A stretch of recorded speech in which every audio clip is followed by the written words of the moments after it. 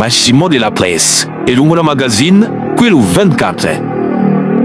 Honorable Président, ma moralité est biaisée parce que ce que je viens d'apprendre au téléphone là me décapite, mais vous le saurez. Honorable Président, honorable membre du bureau, honorable député, estimés collègues, honorable Mouzama Yerkis parle d'un point de vue solidaire et je me rallie à ça.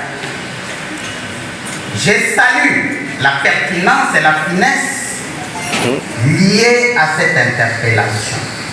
Parce que c'est un exercice régalien, naturel, dû au mécanisme intrinsèque et sine qua non de la présence d'un député dans cet hémicycle. Donc là, je félicite honorable Yerkis. De deux, honorable Président, ces dossiers intéressent toute une réputation. La réputation d'abord de notre institution, qui est la première dans la province, mais aussi la réputation de la DGREC. Figurez-vous que quelqu'un est intervenu ici comme pour dire, avant même que l'interpellation ne soit déposée à même la table du bureau, les réseaux sociaux ont respiré. Ça suppose que la population intégrante du Pérou attend quelque chose de cette interpellation. Il suffit seulement de contourner le vis-à-vis du mécanisme lié à cette interpellation. Bleu sur blanc, notre institution est inhumée, enterrée. Donc, la sagesse oblige par rapport à ça. Il faut que l'Assemblée provinciale maintienne sa réputation comme pour régulariser. Mais deuxièmement, la DGREC est froissée de susceptibilité à tout bout des champs, dans nos villages, dans nos territoires, dans nos villes. On ne parle que de la mégestion de la DGREC. Tribalisme, gangsterisme, détournement. Et ça foisonne la silhouette intégrante de la DGREC. Si ça ne dépend que de Kiyankai, pour protéger la réputation de la DGREC, absolument les DG doivent passer par ces micros. Ça c'est un aspect. Peut-être que ça peut les laver. Parce que c'est quand même un professeur d'université. Que quiconque peut balayer comme d'un revers de la main, mine derrière. Donc, la petite sagesse prématurée, prématurissime, m'amène à demander à la globalité de cette assemblée de bien vouloir que les DG se présentent ici. Pour la réputation de l'Assemblée, pour la réputation du DG et pour la réputation de la DGREC. Ne mettez pas les bâtons rompus, parce qu'il suffit que Huawei ne vienne pas ici, la population nous prend à partie.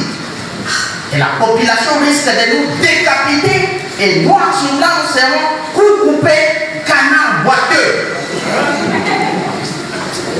S'il faut aller en profondeur. Honorable Président, votre sagesse légendaire. Alors en conclusion, je dis ceci, que les DG se présentent ici. Ils donnent ces éléments relatifs à l'entame de cette assemblée et de l'intégralité populaire du Pérou. C'est seulement après son intervention que nous pouvons dégager un suspense, un sursis. Attendant alors les rapports de la commission.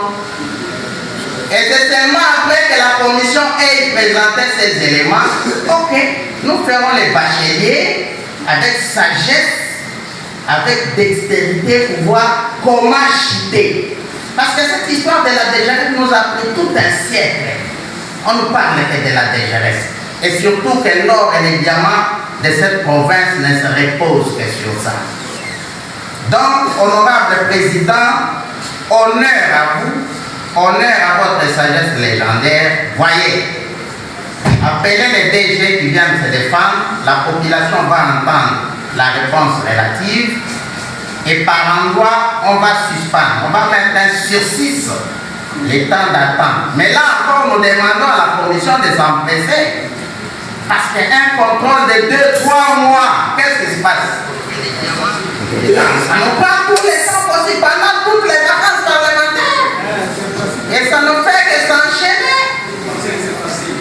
Arrêtez, rendez-nous les rapports.